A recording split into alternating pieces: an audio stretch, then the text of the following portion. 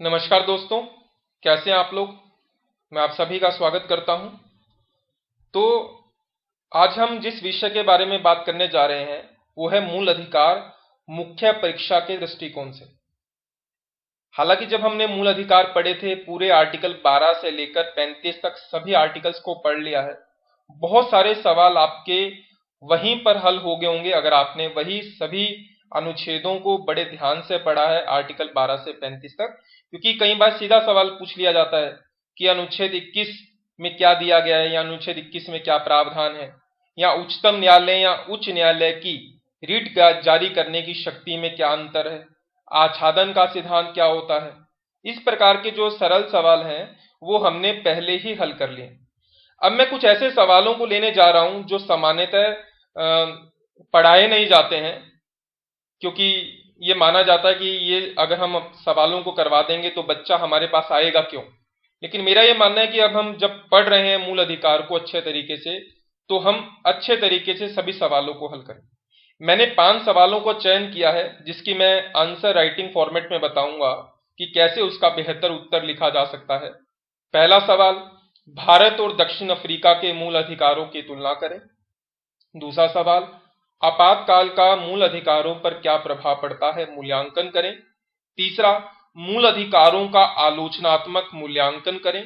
चौथा, क्या भारत जैसे लोकतांत्रिक देश को निवारक नजरबंदी जैसे प्रावधान रखना उचित है, मूल्यांकन करें। और आखिरी सवाल, विधि के द्वारा स्थापित प्रक्रिया वाक्यांश से क्या तात्पर्य है और भारत के संविधान में इसे कहां तक अपनाया गया।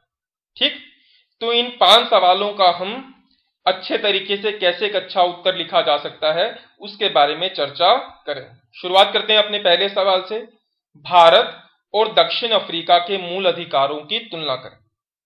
देखिए ये सवाल, देखिए हमारे यहाँ जो मूल अधिकार हैं दरअसल वो अमेरिका के संविधान से प्रभावित हैं। लेकिन ये सवाल लेने का कारण इसलिए है क्योंकि हमारी जो 11th क्लास की एनसीईआरटी है, भारत का संविधान सिद्धांत एवं व्यवहार, वहां पर दूसरे चैप्टर के अंदर ये दिया है जो आप अपनी स्क्रीन पर देख पा रहे हैं। भारतीय संविधान में मौलिक अधिकारों की तुलना दक्षिण अफ्रीका के संविधान में दिए गए अधिकारों के घोषणा पत्र से करें। उन अधिकारों की एक सूची बनाएं जो दोनों संविधानों में पाए जाते हैं, यानी समानताएं, दक्षिण अफ्रीका में हो भारत में नहीं, यानी असमानताएं। और तीसरा, दक्षिण अफ्रीका के संविधान में स्पष्ट रूप से दिए गए हैं, यानी वहां के संविधान में स्पष्ट रूप से दिए गए हैं लेकिन भारतीय संविधान में निहित है, स्पष्ट रूप से नहीं दिए गए लेकिन किसी न किसी मौलिक अधिकार का हिस्सा है। ठीक, तो शुरुआत करते हैं। ठीक है, उत्तर लिखना, जब भी आप कोई मेंस में आंसर राइटिंग करें तो हमेशा 3 चीजों पर ध्यान रखें।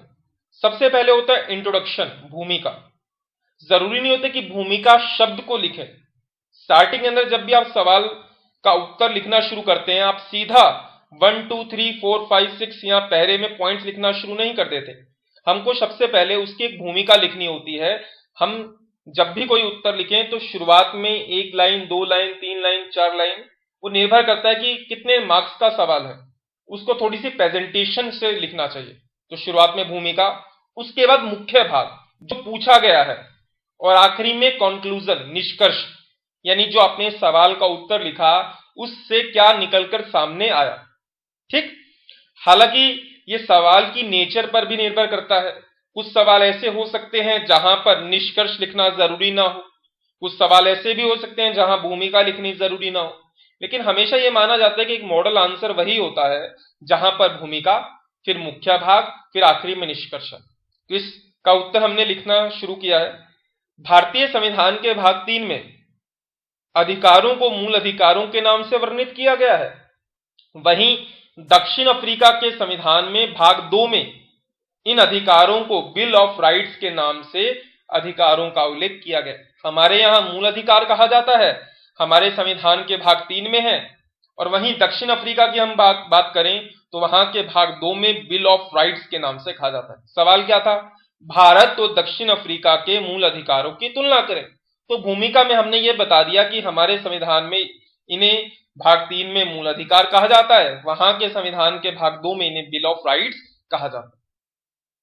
अब मुख्य भाग जो पूछा गया, समानताएं, देखिए, दोनों देशों के संविधानों में मूल अधिकार राज्य के विरुद्ध ही मिलते हैं। यानी हमारे यहां भी राज्य के ही विरुद्ध हमें मूल अधिकार मिले हैं और दक्षिण अफ्रीका में भी राज्य के विरुद्ध मिले हैं। दोनों देशों के संविधान में कुछ ऐसे मूल अधिकार हैं जो केवल भारत के नागरिकों को, केवल नागरिकों को मिले हैं। यानी भारत के संविधान में भी 15, 16, 19, 29, 30 ये 5 मूल अधिकार हैं जो केवल भारत के नागरिकों को प्रदत्त हैं, किसी विदेशी को नहीं। उसी प्रकार दक्षिण अफ्रीका के संविधान में भी कुछ ऐसे अधिकार हैं जो केवल दक्षिण अफ्रीका के नागरिकों को उपलब्ध है। तीसरा, समानता। दोनों देशों के संविधान में मूल अधिकार आत्यांतिक नहीं है। यानी हमारे यहां और दक्षिण अफ्रीका दोनों में मूल अधिकार एब्सोल्यूट नहीं है। यानी दोनों में मूल अधिकार मिले हैं, लेकिन एक निश्चित पाबंदियों, एक निश्चित सीमाओं के अधीन रहते हुए मिले। चौथी समानता, दोनों देशों के संविधान में मूल अधिकारों को न्यायपालिका से सुरक्षा प्रदान की गई है। यानी अगर भारत में फंडामेंटल राइट्स का उल्लंघन होता है तो हम हाई कोर्ट और सुप्रीम कोर्ट जा सकते हैं आर्टिकल 32/226 के तहत। उसी प्रकार दक्षिण अफ्रीका में भी मूल अधिकारों को वहां की न्यायपालिका, वहां की जुडिशरी प्रोटेक्ट करती है। तो ये 4 समानताएं हैं। राज्य के विरुद्ध, कुछ अधिकार केवल नागरिकों को उपलब्ध, आत्यांतिक नहीं और न्यायपालिका को सुरक्षा। अब हम बात करते हैं असमानताओं की। पहला असमानता का, भारत में सामान्यतः केवल 5 आधारों पर धर्म, मूलवंश, जाति, लिंग और जन्म स्थान के आधार पर भेदभाव की मनाही है। आर्टिकल 15 याद कीजिए। जबकि दक्षिण अफ्रीका के संविधान में इन 5 आधारों के अलावा अन्य आधारों पर भी भेदभाव की मनाही है, जैसे धर्म, अपंगता, गर्भधारण, वैवाहिक स्थिति, आस्था, संस्कृति, भाषा आदि। तो इसका मतलब भारत सामान्यतः केवल 5 आधारों पर भेदभाव की मनाही करता है, लेकिन दक्षिण अफ्रीका का संविधान अपने अधिकारों में इन 5 आधारों के साथ साथ अन्य आधारों पर भी भेदभाव को रोकता है। दूसरी असमानता, भारत में मूल अधिकारों का उल्लंघन होने पर आपको सामान्य न्यायालयों में ही जाने का प्रावधान है। सामान्य न्यायालय का मतलब यहां पर उच्च न्यायालय और उच्चतम न्यायालय से, जो मूल अधिकारों के मामले भी सुनते हैं और अन्य दीवानी, फौजदारी अन्य मामले भी सुनते हैं। लेकिन जबकि दक्षिण अफ्रीका के संविधान में मूल अधिकारों की रक्षा के लिए विशेष संवैधानिक न्यायालय गठित किए गए। यानी दक्षिण अफ्रीका में अगर फंडामेंटल राइट्स का उल्लंघन होता है तो वहां की जो सामान्य न्यायालय है, हाई कोर्ट, सुप्रीम कोर्ट, वहां पर नहीं जाता व्यक्ति। दक्षिण अफ्रीका के संविधान में मूल अधिकारों की रक्षा के लिए एक स्पेशल कॉन्स्टिट्यूशनल कोर्ट बनाए गए हैं, वहां पर इनका निवारण किया जाता है।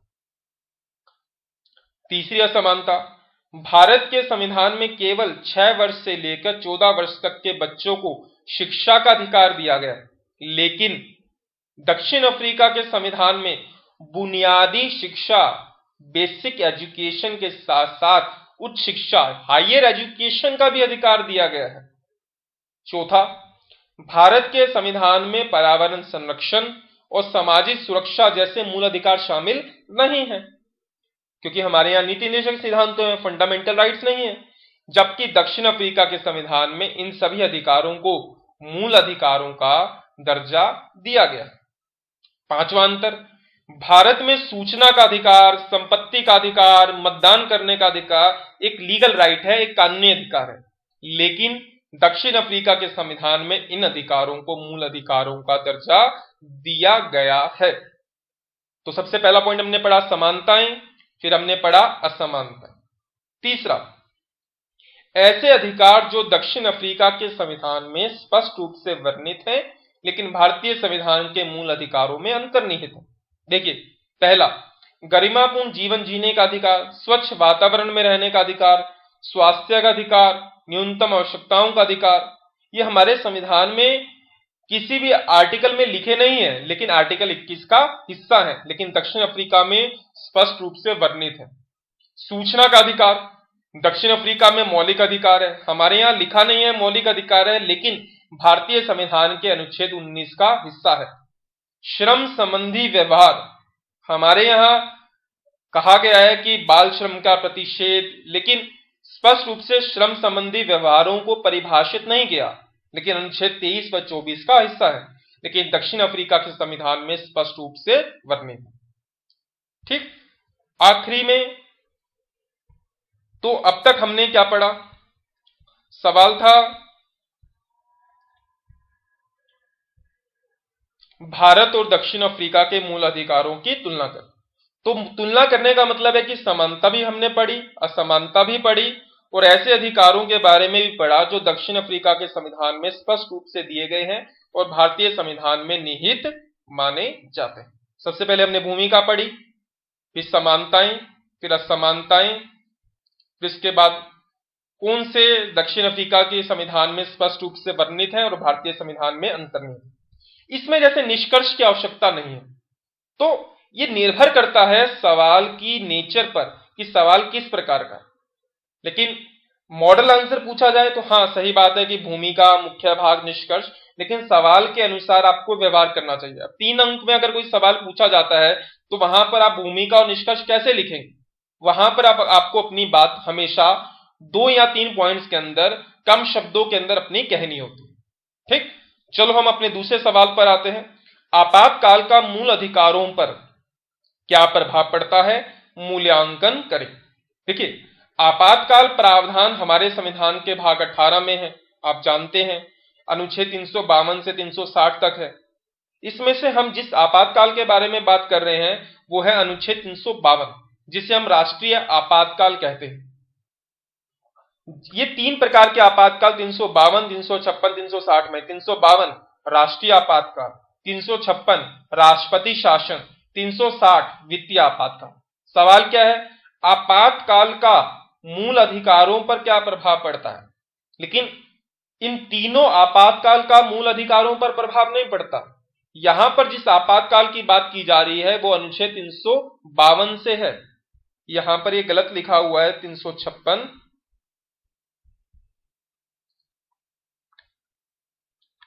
ठीक, यहां पर जिस की बात की जा रही है वो है अनुच्छेद 352।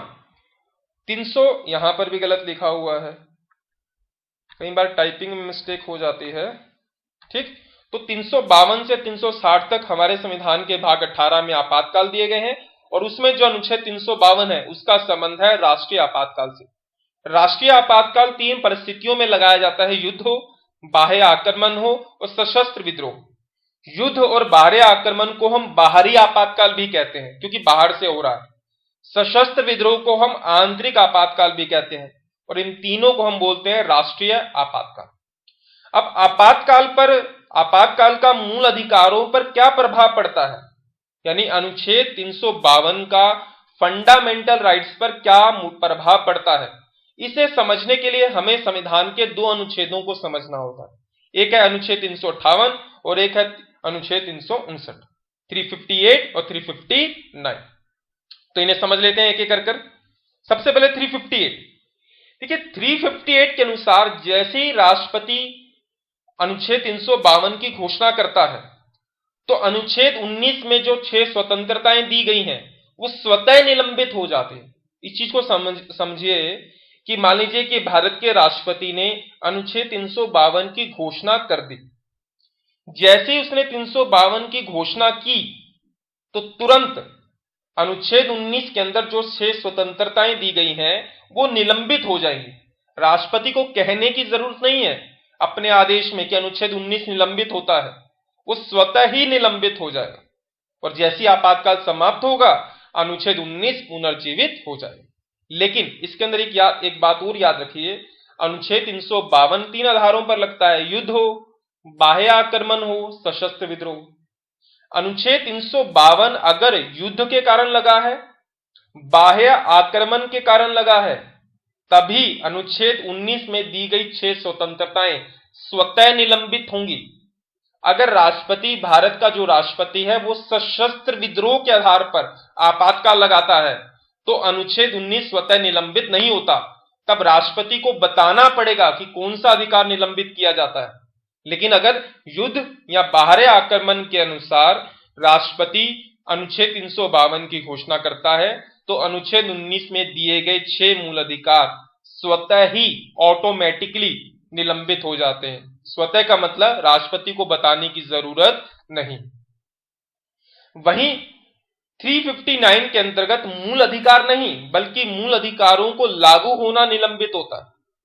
दो चीजें हैं, एक होते हैं मूल अधिकार निलंबित हो गए, यानी आपके पास फंडामेंटल राइट्स बचा ही नहीं, और दूसरा होता है मूल अधिकारों का लागू होना निलंबित होना। इसका मतलब कि मूल अधिकार आपके पास हैं लेकिन आप कोर्ट में नहीं जा सकते। आप आर्टिकल 32 और 226 के तहत सुप्रीम कोर्ट या हाई कोर्ट नहीं जा सकते। तो आर्टिकल 358 का संबंध अनुच्छेद 19 में दिए गए मौलिक अधिकारों के निलंबन से है, लेकिन अनुच्छेद 359 का संबंध मूल अधिकारों से निलंबन से नहीं है, उनके लागू होने से, उनके सुप्रीम कोर्ट और हाई कोर्ट में जाने के अधिकार के निलंबन से। लेकिन कौन से मूल अधिकारों का लागू होना निलंबित हुआ है, यह भारत के राष्ट्रपति बताते हैं, और इसमें याद रखिए 20 और 21 को कभी भी छीना नहीं जा सकता। यह निलंबन उन्हीं मूल अधिकारों से संबंधित होता है जो राष्ट्रपति के आदेश में वर्णित हो। बेशक मूल अधिकारों को लागू होना निलंबित हुआ है, आपका हाई कोर्ट या सुप्रीम कोर्ट में जाना निलंबित हुआ है, अधिकार आपके पास अब भी हैं, लेकिन आप हाई कोर्ट सुप्रीम कोर्ट नहीं जा सकते। लेकिन कौन से अधिकारों के लिए आप हाई कोर्ट सुप्रीम कोर्ट नहीं जा सकते, यह राष्ट्रपति आदेश में बताता है। इसके साथ साथ निलंबन जो आर्टिकल 359 के तहत होता है, वो राष्ट्रपति बताता है कि आपातकाल की संपूर्ण अवधि के लिए रहेगा या कुछ अवधि के लिए, पूरे भारत पर रहेगा या भारत के किसी भाग पर। 358 में ऐसा नहीं होता। अनुच्छेद 19 जब निलंबित होता है युद्ध या बाहरी आक्रमण के आधार पर, तो वो संपूर्ण आपातकाल की अवधि के लिए होता है, पूरे भारत पर होता है। चाहे राष्ट्रीय आपातकाल भारत के किसी एक क्षेत्र पर लगा हो, लेकिन अनुच्छेद 19 अगर निलंबित होगा तो पूरे भारत के लिए होगा, संपूर्ण अवधि के लिए होगा। लेकिन आर्टिकल 359 के तहत जब राष्ट्रपति बताता है कि इन मूल अधिकारों को लागू होना निलंबित हुआ है, तो यह भी बताता है कि कितने समय के लिए हुआ है, संपूर्ण भारत पर हुआ है या भारत के किसी भाग पर हुआ है। तो आपातकाल का मूल अधिकारों पर यह प्रभाव पड़ता है 358 के संदर्भ में और 359 के संदर्भ में। अब मैं आपको आर्टिकल 358 और 359 के बीच में अंतर बता रहा हूं। इसका संबंध आपके सवाल से नहीं है। अगर आपसे सवाल पूछा जाता है कि आपातकाल का मूल अधिकारों पर क्या प्रभाव पड़ता है, तो उसका उत्तर वही कंप्लीट हो गया। आपने सबसे पहले भूमिका लिखी, फिर आपने अनुच्छेद 358, 359 को समझाया। यहां पर तो मैं आपको केवल एक समझ विस्तृत करने के लिए समझाने की कोशिश कर रहा हूं कि 358 और 359 में अंतर क्या है। 358 अनुच्छेद 19 के अंतर्गत मूल अधिकारों से संबंधित है, लेकिन अनुच्छेद 359 उन सभी मूल अधिकारों से संबंधित है जिनका राष्ट्रपति के आदेश द्वारा निलंबन किया जाए। 358 केवल आर्टिकल 19 से संबंधित है, 359 उन फंडामेंटल राइट से जुड़ा है जिसका राष्ट्रपति के आदेश में उल्लेख हो, लेकिन इसमें 20 और 21 नहीं होगा। अनुच्छेद 358 स्वतः ही आपातकाल की घोषणा होने पर अनुच्छेद 19 निलंबित हो जाता है। कौन सा? युद्ध और बाहरी आक्रमण के आधार पर अगर अनुच्छेद 352 की घोषणा हुई है तो आर्टिकल 358 लागू होगा और अनुच्छेद 19 स्वतः ही निलंबित हो जाएगा। लेकिन आर्टिकल 359 अगर लगाया जाता है तो आर्टिकल 359 उसके अंदर राष्ट्रपति बताता है कि कौन से मूल अधिकारों का निलंबन होगा, तो स्वतः नहीं होता, वो राष्ट्रपति को बताना पड़ता है कि कौन से मूल अधिकारों को लागू होना निलंबित हुआ। 358 केवल बाहरी आपातकाल के आधार पर लागू होता है। बाहरी आपातकाल का मतलब युद्ध और बाहरी आक्रमण, लेकिन आर्टिकल 359 युद्ध, बाहरी आक्रमण और सशस्त्र विद्रोह तीनों में यह लागू होता है। वहीं अनुच्छेद 358 अनुच्छेद 19 के अंतर्गत मूल अधिकारों को आपातकाल की संपूर्ण अवधि के लिए सस्पेंड करता है। मैंने बताया था कि अनुच्छेद 19 जब सस्पेंड होता है तो पूर्ण अवधि के लिए होता है, लेकिन अनुच्छेद 359 में मूल अधिकारों के निलंबन की अवधि राष्ट्रपति के द्वारा निर्धारित की जाती है, कितने समय के लिए या संपूर्ण अवधि के लिए। 358 संपूर्ण देश पर लागू होगा, आर्टिकल 19 पूरे भारत पर लागू होगा। आर्टिकल 19 में जो मूल अधिकार छीने गए वो संपूर्ण देश पर छीने जाएंगे। बेशक राष्ट्रीय आपातकाल केवल भारत के किसी राज्य पर या कुछ राज्यों पर लगा हो, लेकिन 359 अगर लागू होता है वो संपूर्ण देश पर भी हो सकता है अथवा किसी भाग विशेष पर भी लागू हो सकता है। आखिरी अंतर, अनुच्छेद 358 अनुच्छेद 19 को पूर्ण रूप से निलंबित कर देता है, जबकि अनुच्छेद 359 20 और 21 के निलंबन को लागू नहीं कर सकता। हालांकि देखिए, यहां पर आपातकाल, जब तक हम आपातकाल को बेहतर तरीके से पूरा पढ़ नहीं लेते तब तक इन्हें समझने में थोड़ी दिक्कत होती है। लेकिन फिर भी सवाल अगर इस प्रकार से मूल अधिकारों से जोड़कर पूछा जाता है कि आपातकाल का मूल अधिकारों पर क्या प्रभाव पड़ता है, तब आपको उस चीजों को स्पष्ट करना पड़ेगा कि आपातकाल का संबंध अनुच्छेद 352 से है, राष्ट्रीय आपातकाल से है, और राष्ट्रीय आपातकाल पर ही मूल अधिकारों का प्रभाव पड़ता है, और उसमें 358 और 359 को आपको स्पष्ट करना होगा। ये जो दो ग्रीन कलर में आप देख रहे हैं, ये मैंने केवल आपको समझाने के लिए उपयोग किए हैं, इसको अपने आंसर में नहीं लिखना है। अगला सवाल, मूल अधिकारों का आलोचनात्मक मूल्यांकन करें। सामान्यतः इस प्रकार के सवाल लक्ष्मीकांत की किताबों में, एनसीईआरटी में नहीं दिए होते, लेकिन इस प्रकार के सवाल पूछे जाते हैं। सवाल है कि मूल अधिकारों का आलोचनात्मक मूल्यांकन करें। आलोचना का मतलब होता है कि उसके अंदर क्या कमियां हैं, उन कमियों का मूल्यांकन करें। आलोचनात्मक मूल्यांकन का जब भी सवाल पूछा जाता है तो आपसे पूछा जाता है कि क्या आलोचनाएं हैं और क्या आप उस आलोचना से सहमत हैं या सहमत नहीं है, उसका मूल्यांकन करना है कि आप उस आलोचना से सहमत हैं या फिर सहमत नहीं। तो सबसे पहले शुरुआत हम भूमिका से करेंगे। भारतीय संविधान के भाग 3 में अनुच्छेद 12 से 35 तक मूल अधिकारों को 6 वर्गों में विभाजित किया गया है, आप जानते हैं। ग्रेनविल ऑस्टी ने मूल अधिकारों को संविधान की आत्मा कहा है, लेकिन कई आलोचक मूल अधिकारों को निम्नलिखित आधार पर आलोचना करते हैं। तो आलोचना क्या है? आलोचना, पहली आलोचना ये की जाती है कि आपातकाल में मूल अधिकारों का निलंबन और निवारक नजरबंदी जैसे प्रावधान है। सही बात है, आलोचना की जाती है कि आपातकाल में मूल अधिकार छीन लिए जाते हैं, सामान्य परिस्थितियों में निवारक नजरबंदी जैसे प्रावधान है। तो आलोचकों का यह कहना है कि जहां एक और विशेष परिस्थितियों में अर्थात आपातकाल में मूल अधिकार छीन लिए जाते हैं, तो वहीं दूसरी ओर सामान्य परिस्थितियों में निवारक नजरबंदी का अधिकार छीन लिया जाता है, जो कि जीने के अधिकार का उल्लंघन है। तो देखने में आलोचना सही प्रतीत होती है, लेकिन अब आपको मूल्यांकन करना है। मूल्यांकन में आप सहमत भी हो सकते हैं, असहमत भी हो सकते हैं। तो अगले पहरे में यह बताया गया कि मूल्यांकन क्या है, लेकिन संविधान की व्यवस्थाओं का अध्ययन करते हुए यह ध्यान रखा जाना चाहिए कि राष्ट्र की सुरक्षा व्यक्ति की स्वतंत्रता से कहीं अधिक मूल्यवान है। हम बेशक नागरिकों के अधिकारों की बात करते हैं, लेकिन अगर हम एक तरफ नागरिकों के अधिकारों की बात करें, व्यक्ति की स्वतंत्रता की बात करें, तो वहीं दूसरी हाथ में राष्ट्र की सुरक्षा की बात करें और तराजू में उसको तोलें, तो व्यक्ति की स्वतंत्रता से ज्यादा, एक नागरिक की स्वतंत्रता से ज्यादा राष्ट्र की सुरक्षा अहम है। अलादी कृष्णा स्वामी अय्यर ने संविधान सभा में कहा था कि यह व्यवस्था अत्यंत ही आवश्यक है, यही व्यवस्था संविधान का जीवन होगी और इससे लोकतंत्र की हत्या नहीं बल्कि रक्षा होगी। तो आलोचना क्या थी? आपातकाल में मूल अधिकारों का निलंबन और निवारक नजरबंदी। हमने आलोचना की और बाद में उसका मूल्यांकन हमने किया। दूसरी आलोचना, सामाजिक व आर्थिक आधारों का वर्णन ही नहीं किया गया। आधारों की जगह यहां पर सही शब्द होता अधिकारों का वर्णन नहीं किया गया। कि आलोचना करने वाले ये कहते हैं कि मूल अधिकार केवल हमें राजनीतिक अधिकार देते हैं, सामाजिक और आर्थिक अधिकार जैसे रोजगार का अधिकार, राज्य से सहायता प्राप्त करने का अधिकार, इन सबको छोड़ दिया गया। फंडामेंटल राइट्स का मतलब केवल पॉलिटिकल राइट्स।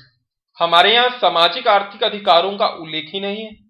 लेकिन उपरोक्त आलोचना करने वाले व्यक्ति यह भूल जाते हैं कि किसी भी देश के संविधान द्वारा देश में जो आर्थिक संसाधन है, उपलब्ध संसाधन है, उन्हीं के आधार पर अधिकार प्रदान किए जाते हैं।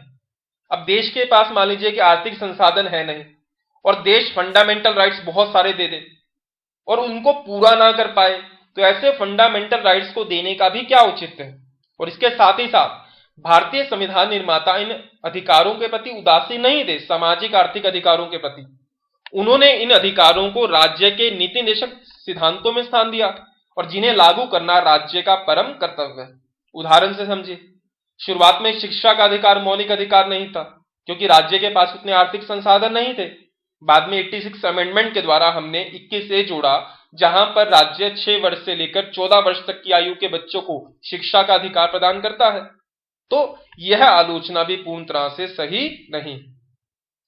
तीसरी आलोचना कि मूल अधिकार अत्यांतिक नहीं है, यानी आलोचना करने वाले कहते हैं कि मूल अधिकारों पर इतने सारे अपवाद प्रतिबंध लगा दिए गए हैं कि हमें समझ में ही नहीं आता कि व्यक्ति को अधिकारों के रूप में मिला क्या है।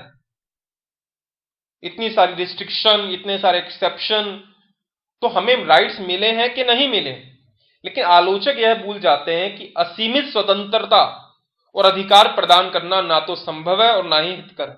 याद कीजिए हमारे संविधान की प्रस्तावना, जब मैंने स्वतंत्रता के बारे में बताया था, विचार, अभिव्यक्ति, विश्वास, धर्म और उपासना, और हमने कहा था कि हमारे यहाँ स्वतंत्रता की सकारात्मक अवधारणा को अपनाया गया है, अर्थात एक निश्चित सीमाओं में रहकर ही हमें अधिकार मिलते हैं, स्वतंत्रताएं मिलती हैं।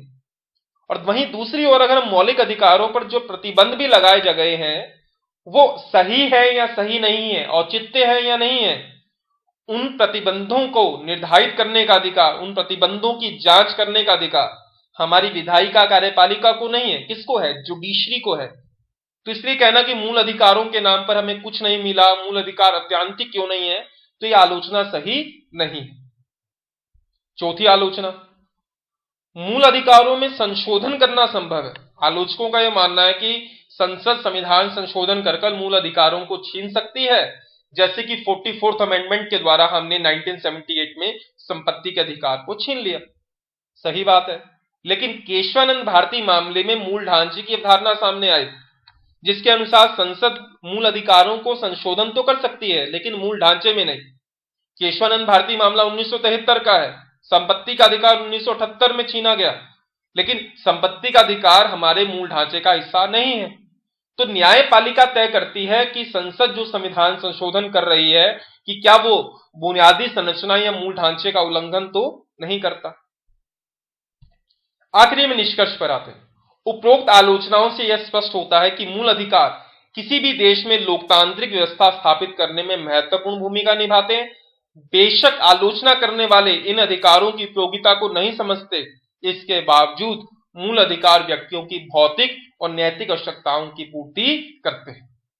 तो यह सवाल का उत्तर था मूल अधिकारों का आलोचनात्मक मूल्यांकन। केवल आलोचना नहीं बतानी, आलोचना का मूल्यांकन करना है और स्पष्ट करना है कि आलोचना कहां तक सही है।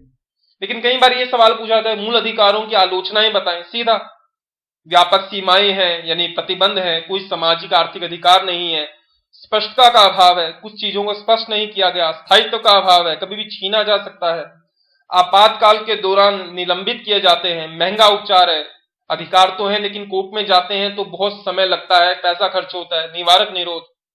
लेकिन ये सवाल सरल रहते हैं और जो आलोचना के बिंदु मैंने यहां पर लिखे हैं ये आपकी लक्ष्मीकांत की किताब में दी हैं, लेकिन आलोचनात्मक मूल्यांकन किताबों में नहीं मिलता, वो हमें खुद से मूल्यांकन करना पड़ता है।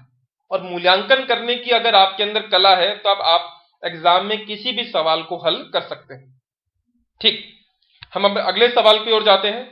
क्या भारत जैसे लोकतांत्रिक देश को या लोकतांत्रिक देश में निवारक नजरबंदी जैसे प्रावधान रखना उचित है? मूल्यांकन करें।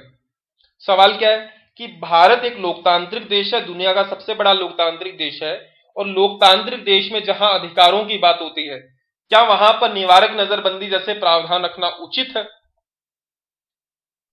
तो शुरुआत करते हैं अपने उत्तर की। शुरुआत में हम सबसे पहले ये बताते हैं कि निवारक नजरबंदी क्या है। निवारक नजरबंदी से तात्पर्य है किसी व्यक्ति को आशंका के आधार पर गिरफ्तार करना कि वह कोई गैर कानूनी कार्य करने वाला।